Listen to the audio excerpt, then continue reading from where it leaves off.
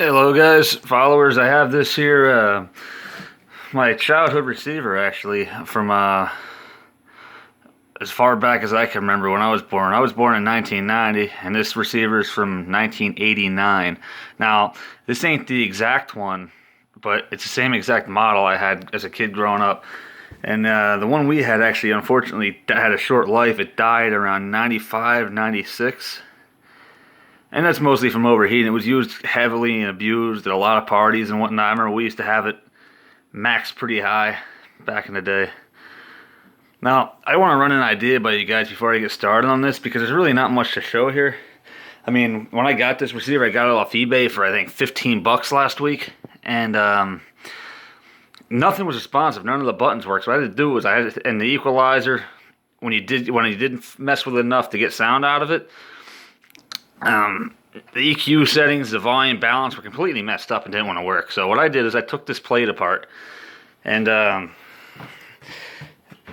basically took this front off and took all the circuit boards out of the front and cleaned the buttons with this here freaking neutral stuff. I actually prefer this over the Deoxit, to be honest with you. I got this at Moyer's Electronics in Pottsville a couple years ago, and I still got probably about a third of the can left. Works pretty good. Now, I am not an electronic guru by any means. Like, if it's something major, chances are I'm going to have to call on another expert to help me out with it. But I got to put this back together. This thing was absolutely disgusting. Like, it's a shame that people abuse and neglect their equipment like that. You got a big-ass heat sink on the back, because these Fisher receivers are very powerful. And for 15 bucks in not working order, when I read what the description was, it was a no-brainer to me to at least try it, because you used to be able to get these receivers like 10, 15 years ago for under 100 bucks, but now even this basic RS-911, now I hate to call it basic because it does sound very good. These are excellent receivers, excellent rack systems. I know a lot of people will talk down on it and call it, you can call it BPC, you can call it whatever the hell you want to call it, but at the end of the day, 2-channel receivers, they don't even make them like this at all anymore. Now, the idea I want to run by you is, especially around this time of year, do you think it would be a bad idea to freaking include my other hobbies in with this channel, or should I keep this strictly related to ACs? Because you guys seen like the background of all my videos and shit like that, like freaking I have quite a few different, hobbies, things I mess around with. I got a couple of four-wheelers I like to add stuff to. I do mountain rides a lot. Like I said, I tinker with stereo equipment, particularly 1980s era Fisher stuff, Techniques, Kenwood, Pioneer, stuff like that. And basically anything I can come up with for, I can get for a fair price. And I'm always grabbing different speakers and everything, trying different stuff out. And if it doesn't beat anything I have already, I'll just, sell it to somebody else for a fair price.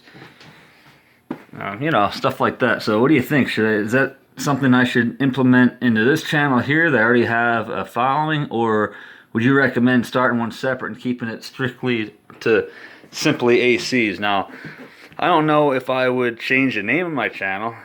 I might call it the Air Conditioner Guy and add something else to that, but I've had my channel and my fan base for a long time, and I do not plan on straying away from the ACs at all. But it's just that around this time of year, and let's face it, the market for vintage ACs isn't getting any better. Like, they're getting harder and harder to come by. So, I mean, inevitably, the material I'm going to have to offer you guys isn't going to be as rich as it used to be. And by that I mean there's not going to be as much acquisitions, stuff like that. But yeah, that's just a thought I want to run by is, and yeah, I'm going to pause you quick, and we're going to get some speakers hooked up here. Now, I have the parts. I'm not going to run every part, because the other parts I have to the system that I built up over the years needs work. And I'll go over, especially that cassette deck, because a cassette deck is the original cassette deck I had when I was a kid that I got off my dad. And I remember as young as 4 or 5 years old. I'm not even joking when I said I was that young. I actually remember buying those Memorex cassette tapes with the yellow wheels and making my own tapes off the radio. I remember dubbing Billy Joel cassettes on it, making mixtapes and stuff like that. at that young of an age with that cassette deck and with that receiver. Now, I do have the original speakers too that came with this system, but they're hooked up in my mom's basement to an 854 system because I never took them with me when I moved because I know they're going to be safe down there, you know what I mean? And they would always, you know, give them to me if they decided to, you know, eliminate that system, which they never will. It's in their workout room. But I have a pair of STV 752 speakers I'm going to hook up in here to demo this receiver because, you know, why not? And I'll also bust a cassette deck out even though it's not working right now. And I'm going to do a video on that too. Not today, but one of these days when I get more time. Okay, anyway, I'm going to pause you for a second. And I need to get a new camera for this because this phone sucks anymore. I don't know what the hell its deal is, but it keeps, like, I don't know if you noticed, but it keeps freezing for a second or two here and there. It's driving me nuts. Alright, I'll be right back. Alright, I'm back with the cassette deck. And this is the same turntable, not the one I had when I was a kid. This is actually from the 912 system, which the 912 system has the same turntable as and cassette deck as the 911 system.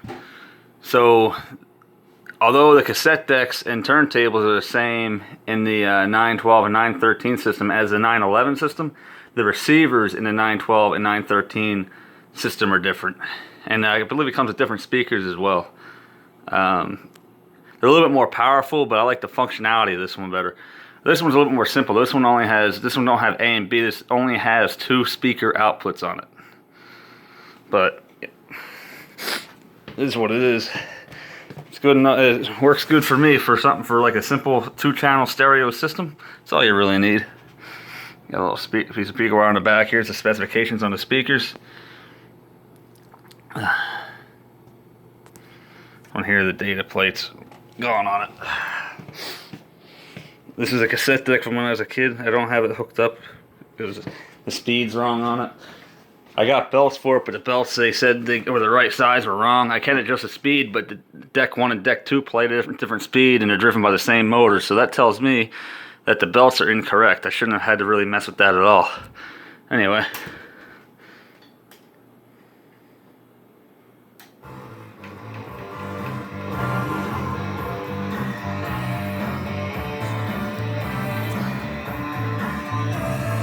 There's your speakers. 10-inch woofers, nothing major. But they would do work.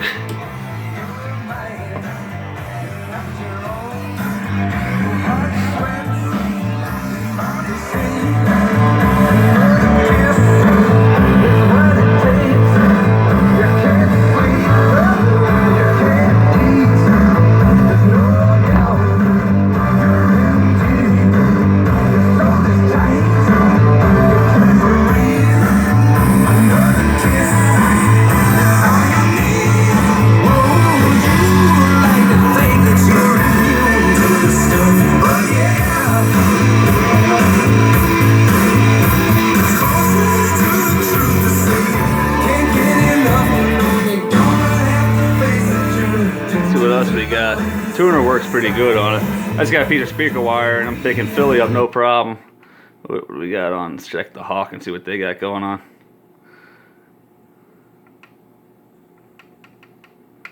What I loved most about the 80s was the hair bands and the dirty boys, like Sebastian Bach, right? 18 in Life from Skid Row on the Hawk.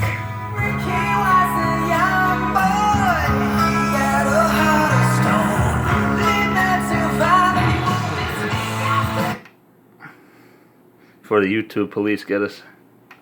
It's not getting MGK that good.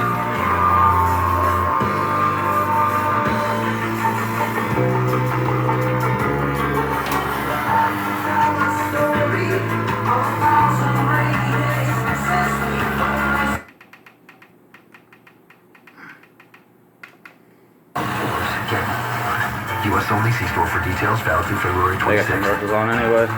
Did you know Discover matches all I was raising down. All the careless, heartbreaking. Like I said, the sound quality on it's pretty good. They can get Bigfoot country, I doubt it.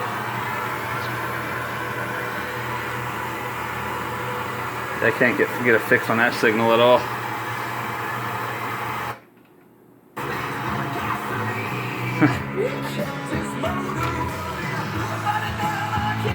Not bad for a piece of speaker wire. Like I said, this is pretty simplicity is the key to this one. It's not advanced by any means, but it does get the job done. Just trying to get this freaking in clear so I can freaking finish here. There we go. This channel's fucked. I don't know exactly. Try the loudness button. Loudness, I like that. It gives it a little kick at low volume. Never run the loudness at high volume. That's how you avoid your speakers. I don't know if you noticed, I accidentally popped the one woofer. It didn't damage. I don't know if it damaged it, but and never. Also, if you're actually hooking this up for real, the receiver should always go on top to let the ventilation get up, but because it'll overheat. But for this application, just for a test, this will be fine like that. Yeah, I wonder what's up with that. The right channel, I think, might need looked at. Sounds like shit. I know it ain't the speaker. The right channel's fine.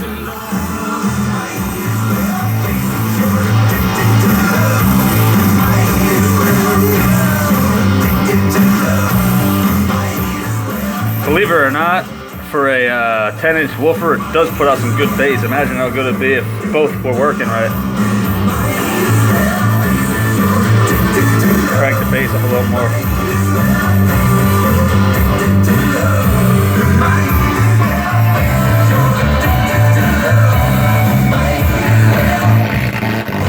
Yeah, I don't like the way that right channel sounds at all. It sounds like shit.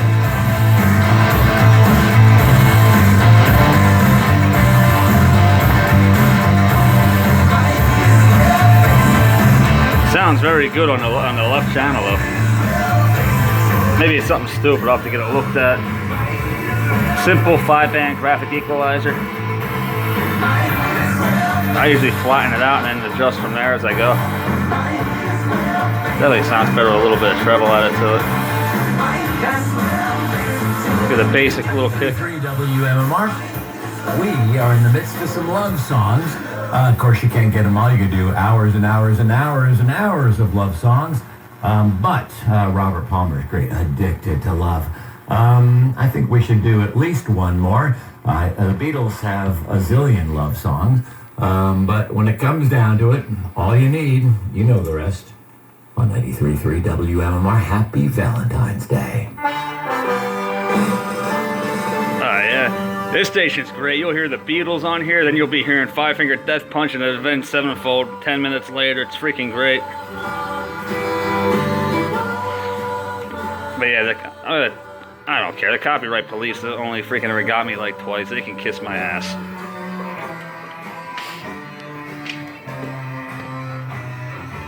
Yeah, I wonder any ideas on what that could be with that freaking, the right channel? Any ideas?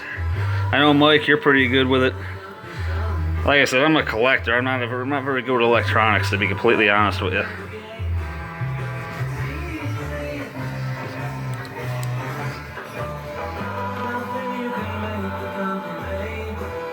This will put it like that. Cue and reject.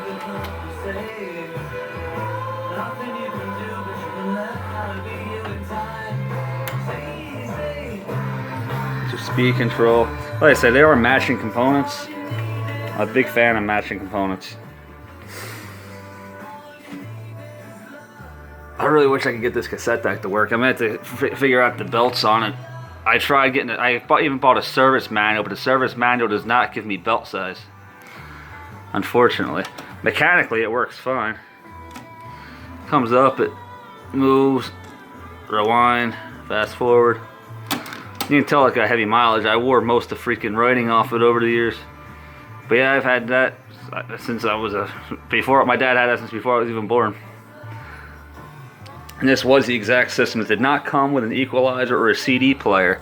Because like I said, I believe this is like the freaking, the cheaper model of the bunch, cheaper system of the bunch. It has the smallest speakers of the 9, 11, 12, 13, and 14. 914 being the best of this particular 1988 and 89 series. But like I said, they all sound very good, in my opinion.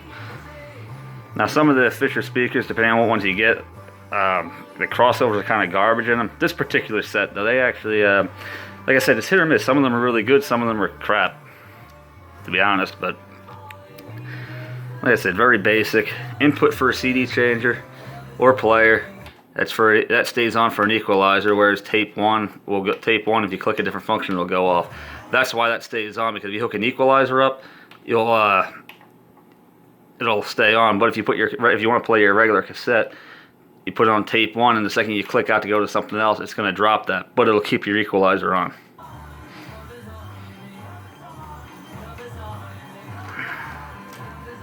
See how slow that one, you don't want to even move really. The rewind works on that one.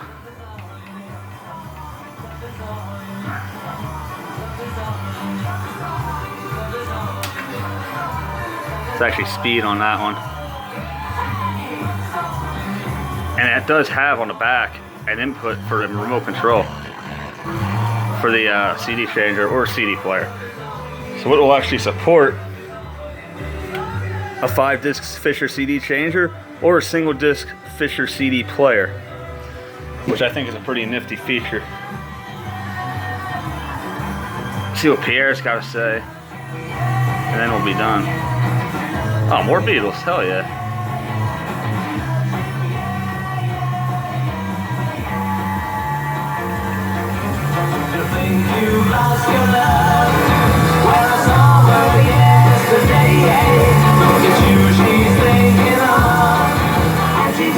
Shame it's static in the background. But yeah, anyway guys, that's all I really got for now on that 911. I was grateful I was able to get the buttons to work, but it appears I have a problem with the right channel. So, like I said, comment, and also I really do want to hear what you guys have to say about what I said in the beginning about if I should incorporate different, like this kind of stuff into this channel all the time. Because like I said, I definitely have more than one hobby, and I'd really rather not start a new channel and get a different fan base, but I'd rather expand on what we already have and add different types of content to it.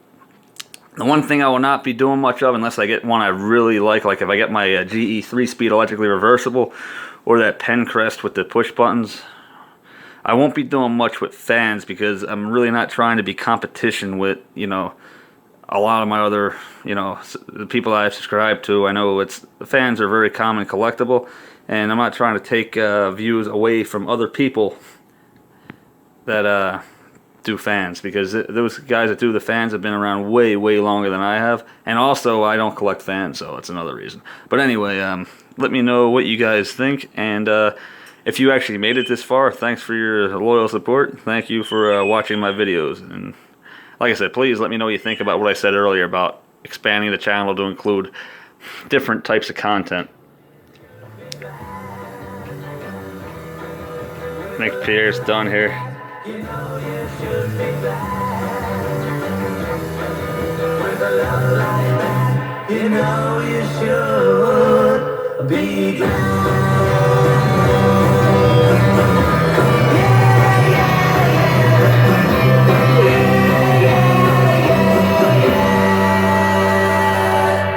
And she loves you. It's one of my favorite little segues to do because during All You Need Is Love, which was done some years later after the British explosion part, you can hear them going into a little bit of She Loves You at the very end. So it's fun to play. She Loves You. Or it's very fun to play All You Need Is Love into She Loves You. On 93.3 WMMR in Philadelphia. That, my dear friends, wraps up a big block of love songs for this Valentine's Day 2020. Love in an Elevator is where we began with Aerosmith. One of these days, I'll own my own radio station. Mark my words. A little thing called Love from Queen. Love Her Madly from The Doors. Love My Way from the Psychedelic Furs. God, I love that band.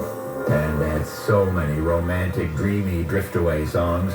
Love Gun came to us from Kiss. Kind of curious the rest of this list of love songs.